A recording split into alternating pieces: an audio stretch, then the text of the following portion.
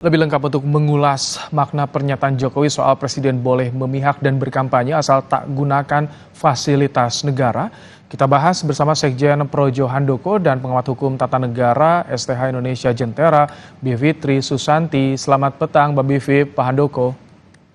Selamat petang, Mas Ibrahim. Baik, Selamat petang. baik. Mbak Bivi, apa yang Anda baca dari pernyataan Jokowi disampaikan di depan Capres Prabowo? Ya, yang sebenarnya kan bahwa dia memihak itu tidak mengejutkan ya. Saya kira sudah bisa kelihatan dari beberapa hal yang sudah banyak sekali dibahas di media massa. Kebijakan-kebijakan dari pemerintah yang sekarang. Yang mengejutkan itu adalah sekarang dia nyatakan secara terbuka. Nah ini sebenarnya melanggar hukum loh. Jadi keliru misalnya tadi dia katakan, karena kita semua melihat cuplikan langsungnya ya. Ini presiden boleh berkampanye, itu salah. Presiden maupun menteri-menteri boleh berpolitik, boleh memihak, boleh.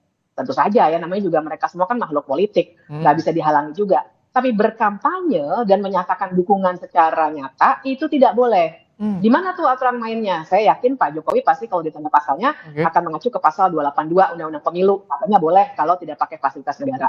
Tapi saya mau catatan saya dua hal, Mas. Yang pertama adalah pasal dari prinsipnya dulu deh. Secara prinsip, jadi Undang-Undang Pemilu itu tidak bisa hanya dibaca satu pasal.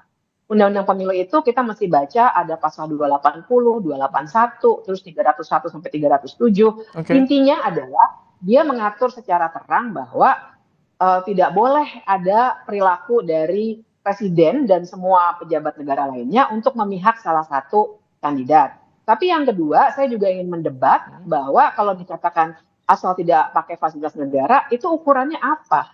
Karena kalaupun dia satu kan, presiden tidak cuti kan, memang nggak boleh dalam hukum tata negara. Tapi kalaupun ada menteri, katakanlah cuti, siapa yang bisa membedakan antara fasilitas negara yang tidak dimiliki atau dimiliki, misalnya ajudan atau mobil kantor, itu kan Mbak Bivi, sorry, kalau tadi yang soal tak boleh berkampanye itu pastinya di pasal berapa Mbak Bivi yang melarang itu presiden tak boleh itu?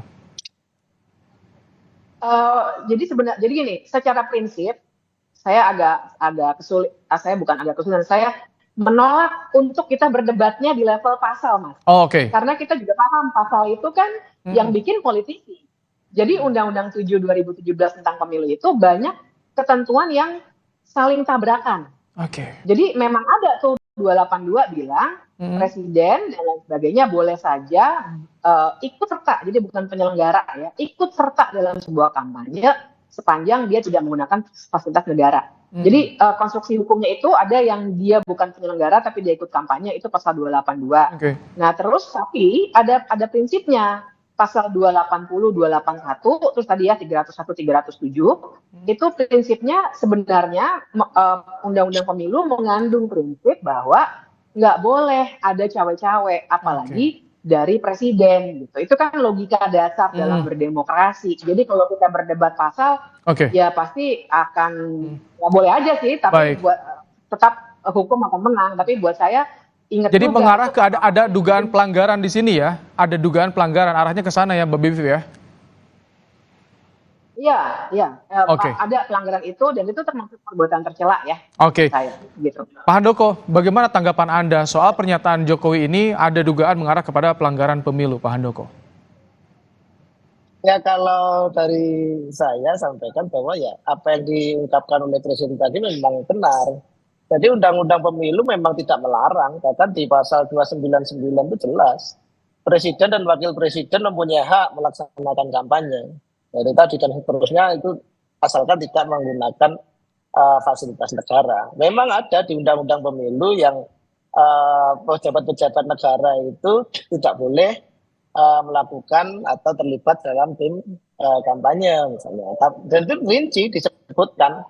Ada ketua, wakil ketua, hakim agung di Mahkamah Agung, ada wakil ketua BPK, ketua BPK nggak boleh. Itu rinci, ya kan? Dan di pasal 280 juga tidak disebutkan presiden, menteri ataupun kepala daerah. Ini memang secara prinsip bahwa kepala daerah, menteri, presiden itu kan memang jabatan politik ya. Dan tentunya tentu semangat dari yang membuat undang-undang itu waktu itu ya, saya tidak tahu persis siapa yang terlibat. Yang jelas ini adalah DPR, produk undang-undang ini. Di situ dinyatakan bahwa memang presiden dan wakil presiden boleh mempunyai hak melaksanakan Pak Handoko, kampanye. Jadi tapi saya kalau pikir tidak ada yang salah Oke, dari Pak Handoko, pernyataan presiden itu. kalau misalkan berpihak ikut berkampanye tapi misalkan cuti, itu bagaimana memisahkannya? Karena tetap yang melekat kan seorang presiden, ajudan tetap melekat di situ.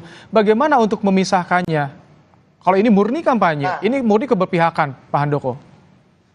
ya, artinya gini, pada prinsipnya ya jabatan-jabatan presiden, kepala daerah, menteri itu kan jabatan politik dan hak politiknya dijamin di undang-undang itu dengan mengatakan boleh melakukan kampanye asalkan tidak menggunakan fasilitas negara. Fasilitas negara itu mulai mobilitasnya dia, kemudian gedung dan peralatan-peralatan yang dipakai itu tidak ada fasilitas negara.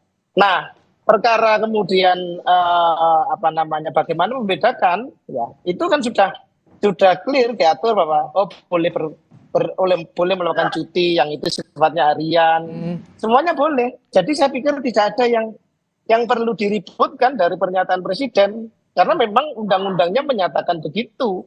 Presiden dan wakil presiden itu mempunyai hak melaksanakan kampanye. Gitu. Jadi berpihak atau kemudian mengkampanye, misalnya gini ya, kayak menteri misalnya ya.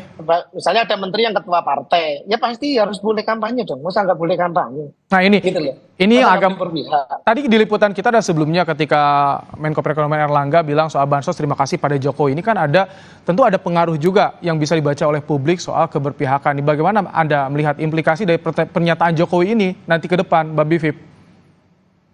Ya, jadi gini, saya harus pastikan dulu kita semua memetakan persoalannya itu secara lebih terang.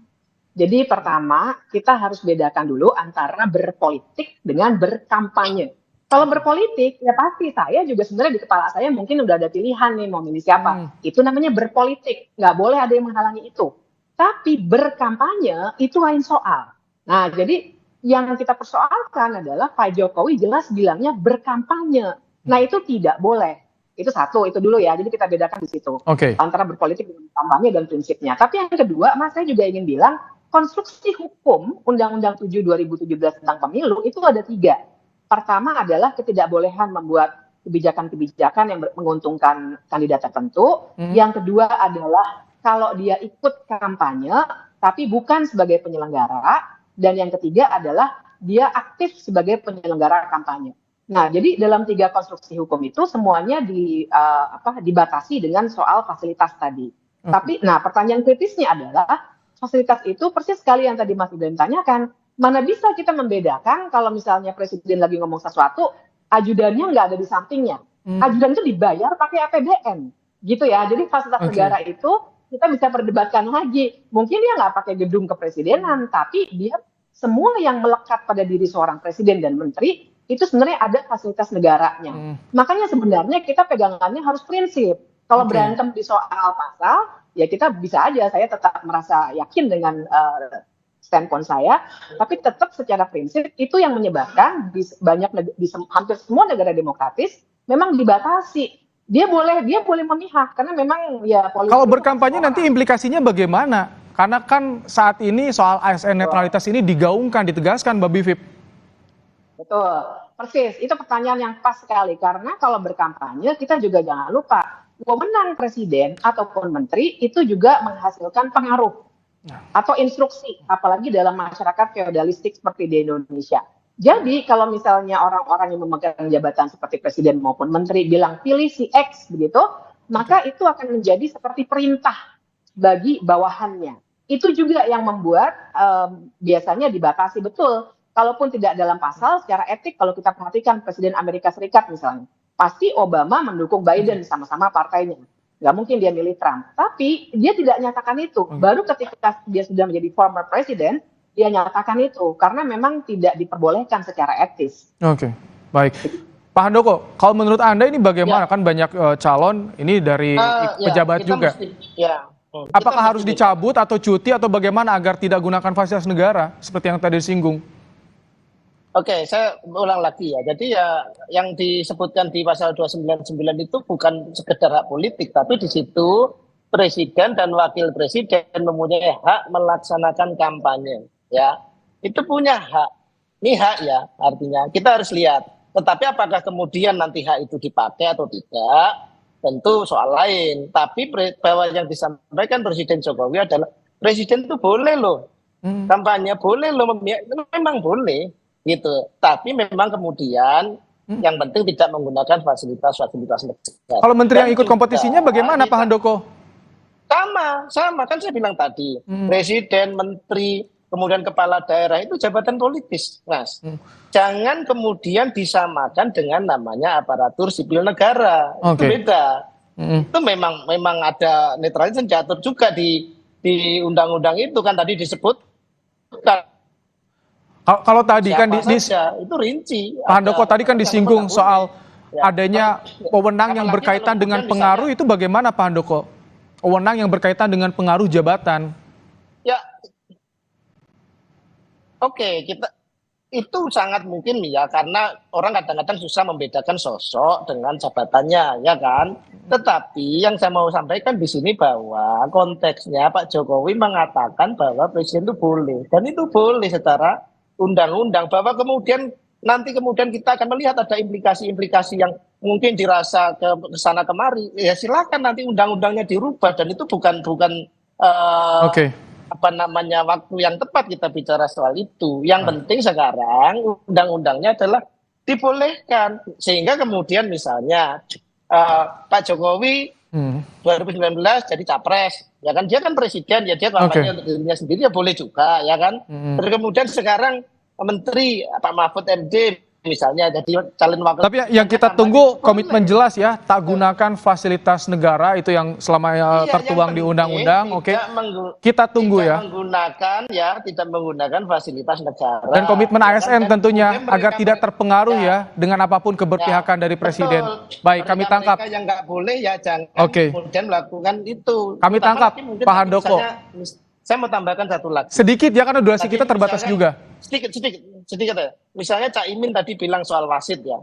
Yang namanya wasit itu ada KPU, ada Bawaslu, itu. Oke. Jadi yang dibilang kami tangkap. bukan pemerintah, bukan presiden. Cukup ya, kami tangkap. Terima kasih Pak Handoko, Sekjen Projo, dan juga Mbak Bivitri Susanti, Pakar Hukum Tata Negara. Terima kasih telah memberikan pandangannya dalam program Kompas Petang sore hari ini.